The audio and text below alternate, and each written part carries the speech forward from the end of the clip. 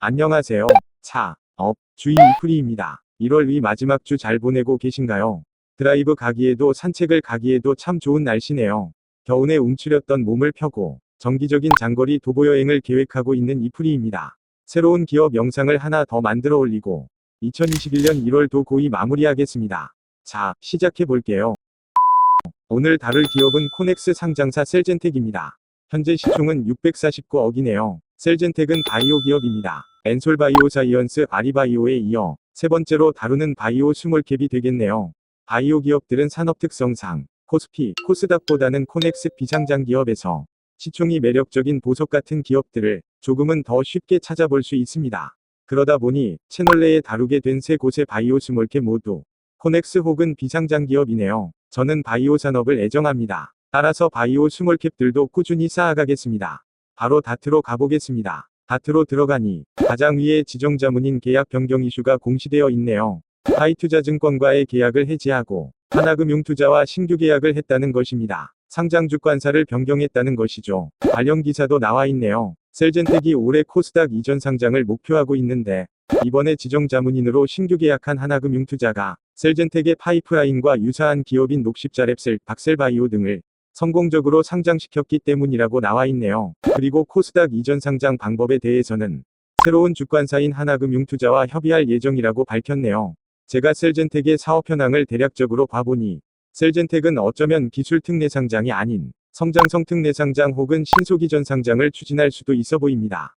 성장성 특례 상장과 신소기전 상장은 주관사의 추천이 있어야 추진될 수 있는 상장 방법이죠. 성장성 특례는 주관사가 해당 기업의 성장을 보증하는 것이기 때문에 주관사가 그에 맞는 책임과 의무를 져야 합니다. 성장성 특례 상장으로 기업이 상장 후 6개월 이내에 주가가 공모가의 90% 이하로 떨어진다면 청약에 참여한 투자자들은 상장 주관사에게 되팔 수 있어서 주관사는 이 물량을 공모가의 90% 가격으로 의무적으로 사야 됩니다. 또한 성장성 특례로 상장한 기업이 3년 내에 관리 종목 지정 및 상패에 지정된다면 성장성 특례를 추천한 상장주관사는 1년 동안 추천 권한을 가지지 못하게 되죠. 그동안 성장성 특례 상장을 추진했던 기업들은 셀리버리, 이오플로우 등이 있고 이오플로우는 하나금융투자가 성장성 특례로 상장시킨 첫 기업입니다. 성장성 특례 상장 요건은 자기자본 10억 이상의 자본 잠식률 10% 미만이어야 하는데 셀젠텍도 이 요건에 해당됩니다. 또한 성장성 특례는 기술성 평가 등급에 관계없이 상장이 가능하다는 거래소 규정이 있지만 암묵적으로는 기술성 평가가 강제되는 분위기라고도 하죠. 신소기전 상장 역시 지정 자문인의 추천을 받아야 진행할 수 있고 심사 시에는 계속성, 경영 안정성 등의 심사가 면제되어 심사기간까지 단축됩니다. 신소기전 상장 요건에는 여러가지 트랙이 있는데 셀젠텍은 매출 100억 이상, 최근 사업연도 영업흑자, 시가총액 300억 이상의 트랙 일에 속하게 되어 신소기전 상장도 가능합니다. 신소기전 상장은 최근 상장한 지노맨 컴퍼니가 추진한 방법이죠. 아무튼 현재 셀젠텍은 코스닥 이전 상장 방법을 아직은 정확히 알리지 않은 상황입니다. 다시 셀젠텍의 공시내역을 보면 주식 등의 대량 보유 상황 보고서 공시가 많이 보이는데요. 특수관계인의 주식 수변동 내역이 잦았습니다. 그러나 이 부분은 따로 다루지 않겠습니다. 그러면 이제 사업보고서를 봐보죠. 클릭. 셀젠텍은 2002년에 PCPR라는 이름으로 설립되었습니다. 2016년에는 PCPR-BIT라는 이름으로 사명을 변경하여 코넥스 시장에 상장했습니다. 그리고 2018년에는 사명을 다시 셀젠텍으로 변경했네요.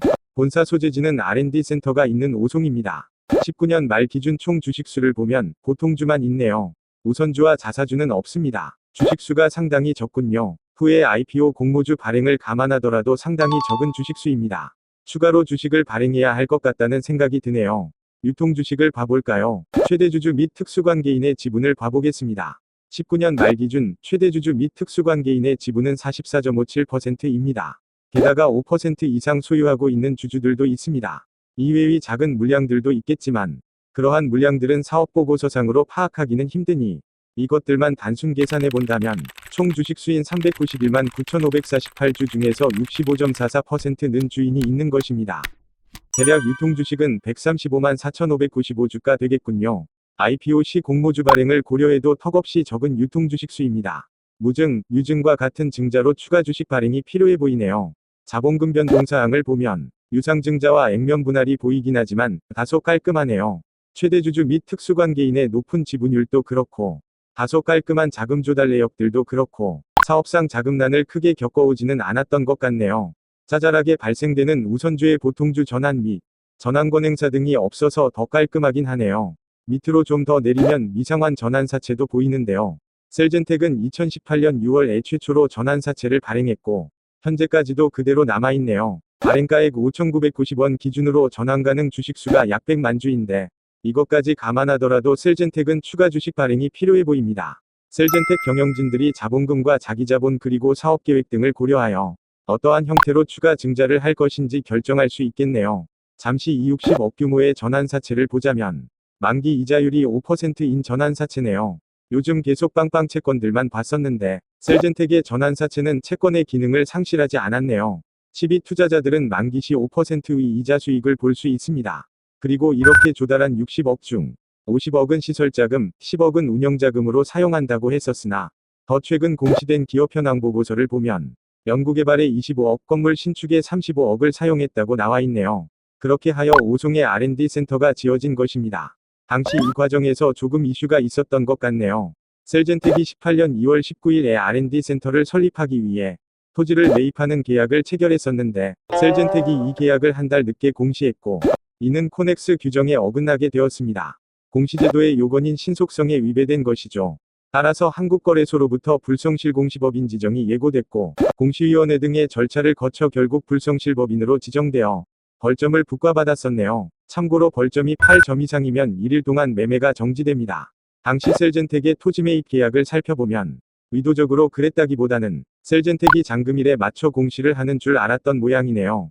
전문 인력이 포진된 큰 규모의 상장사들에 비해 셀젠텍 같은 기업은 워낙 작은 회사이기 때문에 공시 관련 전문 인력이 부재합니다. 따라서 이런 부분은 지정 자문인에게 도움을 받거나 공시 전문성 확보를 위해서 교육을 받아야죠. 아무튼 과거에 이렇게 해프닝이 있었던 것 같네요. 다시 전환사채로 돌아와서 셀젠텍의 전환사채에는 상장과 관련된 전환가액 조정 항목도 적혀있네요. 대략 셀젠텍이 IPO 시 상장 공모가가 8,560원 이하가 되면 리픽싱이 된다는 얘기이고요. 전환 청구 전에 무증 등이 있다면 그 비율에 맞게 전환가액이 조정된다는 사항도 있네요. 또한 12 발행 당시 이사회 의사록을 보면 셀젠텍이 2022년 말 이전에 상장하기 충분한 조건을 갖췄는데도 상장 절차를 진행하지 않으면 만기 전에 이자금을 회수할 수 있다는 조항도 적혀 있네요. 중요한 체크사항이죠. 그리고 콜옵션도 볼 수 있는데 셀젠텍이 매수인을 지정하여 매수할 수 있는 콜옵션 비율은 40%네요. 따라서 12위 40% 물량은 전환 청구를 할 수가 없죠. 셀젠텍이 자기네 주식을 애정하는 것 같네요. 그만큼 자기 회사의 주식 가치가 있다고 생각하는 것이겠죠. 주식 가치가 희석되는 것을 싫어하는 것 같은데 그렇다면 더더욱 무증 가능성이 있다는 생각입니다.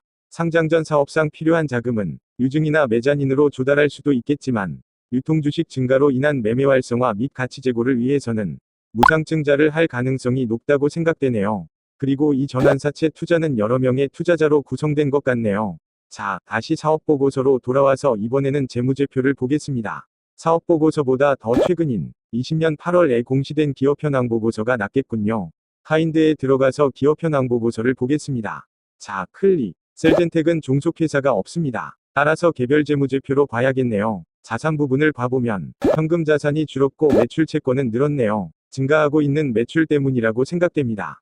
재고 자산도 증가했는데 내역을 보면 원재료와 제공품의 증가 때문임을 알 수 있고요. 2018년부터 상품에서의 변화도 있어 보이는데 중요성에 있어서 굳이 다룰 필요까지는 없겠습니다. 매출 채권과 재고 자산을 말씀드렸는데 셀젠텍은 최대 주주의 이해관계자와 거래를 하고 있습니다. 최대 주주의 특수관계인이죠. 셀젠텍은 특수관계인인 김선아 대표의 랩바이오, 그리고 김성우 대표의 휴먼사이언스와 제품 및 원재료의 매출 매입 거래를 합니다. 부동산을 임대해주고도 있고요. 자회사이던 메비우스 파마와도 매출 매입 거래를 했었으나 메비우스 파마의 주식 전부를 처분했기에 현재는 종속회사가 없는 것이죠. 도입부에 말씀드렸던 잦은 대량 보유 상황 보고서 공시도 특수관계인인 랩바이오 대표 김선아 씨의 변동 내역이 많음을 알 수 있습니다. 다시 재무 상태로 돌아와서 이때의 유형 자산의 큰 증가는 R&D 센터 건축 등의 사유겠죠. 굳이 찾아보진 않겠습니다. 부채를 봐보겠습니다. 18년 내장단기 차입금의 증가로 인해 현재도 부채가 증가해 있는 정도이고 부채 내역은 딱히 다를 게 없어 보이네요. 자본을 봐보면 셀젠텍은 자본금 대비 자기자본이 안정된 편입니다. 이익잉여금이 매해 누적되고 있고 IPO로 공모자금도 조달할 수 있으니 사실 셀젠텍은 바이오 기업의 재무 상황으로 상당히 괜찮은 편이죠. 이제는 손익 상황을 봐보겠습니다. 19년 한 해 실적과 20년 반기 실적을 비교한 것이라서 정확한 비교가 되기는 힘들지만 이를 감안하고 보자면 20년 매출은 전년도에 비해 증가할 것 같고 영업이익과 당기순이익은 비슷한 수준이지 않을까 생각되네요. 셀젠텍의 주된 사업이 제조업이 아니기 때문에 매출 원가가 어떻고 영업이익률이 얼마며 이런 세부적인 것들을 볼 필요까지는 없을 것 같고 중요한 점은 셀젠텍은 매출이 발생되는 바이오 기업이고 매출이 성장하고 있는 회사라는 것이죠. 작지만 순이익도 조금씩 나고 있고요. 자, 그러면 이제 셀젠텍이 어떤 사업을 봐보자고요. 셀젠텍의 사업은 크게 세 가지로 나눌 수 있는데요. 첫 번째 사업은 비트 사업입니다. 셀젠텍이 지속적으로 또 안정적으로 매출이 발생되고 있는 것이 바로 비트 사업 덕분이죠. 비트 사업은 IT 기반으로 정밀의학 바이오인 BT를 융합한 비즈니스 모델로서 물질 구조 분석 시스템, 약물 처방 보조 시스템, 전자차트 시뮬레이터 등을 셀젠텍이 대학, 연구소, 병원 등에 공급하고 있어요. 예를 들면 이런 제품들인데요. 관심 있는 분들은 중간중간 화면을 멈추고 읽어보셔도 좋을 겁니다. 크게 4가지 정도의 제품이고 바이오 산업에 필요한 기능을 IT 기기를 통해 활용하는 솔루션 같은 제품군들입니다. 여기에는 각 제품의 출시일과 누적 매출액이 나와 있고요. 이렇게 비트 사업이 꾸준히 성장하고 있는 덕분에 셀젠텍의 실적 성장에 큰 영향을 준 것이고 또 작년에 출시된 생체동물 강화 경상 시스템 제품도 셀젠텍의 실적에 더해주고 있습니다.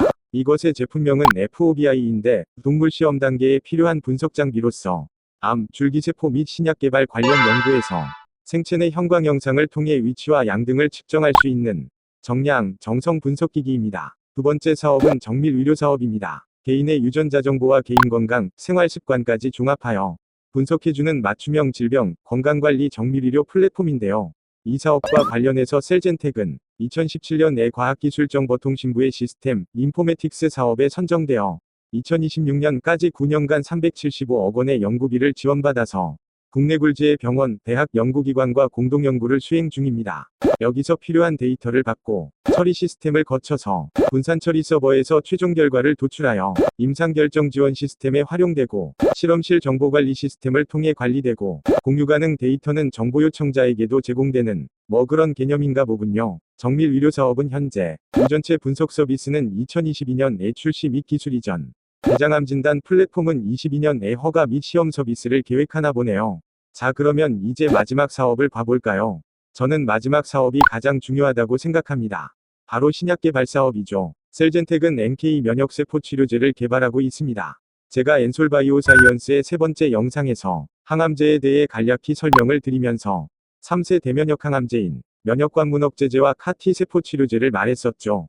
셀젠텍이 개발하고 있는 CAR-NK 세포 치료제는 CAR-T 세포 치료제의 단점을 보완한 차세대 면역 항암제로 주목받고 있습니다. 면역 거부 반응이 적어서 독성을 최소화할 수도 있고 선천성 면역세포로 종양만 타겟해서 암세포 줄기까지 제거하니 재발을 막을 수도 있고 항원의 존성이 없어서 다양한 암의 적응증 확대가 가능하죠.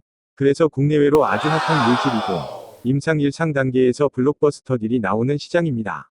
현재 셀젠텍의 신약 개발 파이프라인을 보면 총 7개의 개발 현황을 볼 수 있습니다. 모두 난이도가 높은 미충족 수요의 시장을 타겟하는 물질들입니다. 라인업이 아주 파괴적인데요. 일단 모두 전임상 이하의 단계에 있음이 보이네요.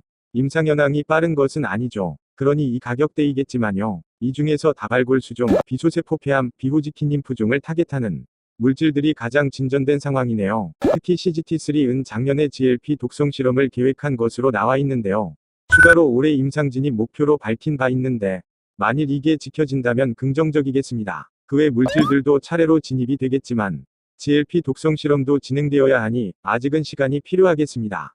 그리고 셀젠텍은 이러한 NK 세포 유전자 조작과 배양을 위한 GMP 생산라인 구축을 하려고 하고 있습니다. NK 세포 치료제를 대량 생산할 수 있는 인증된 설비를 갖춰서 완제, 원료의약품을 생산하려는 것이죠. 자, 그러면 이 정도로 다뤄볼까요? 이프리의 기업 평가 시간을 갖겠습니다.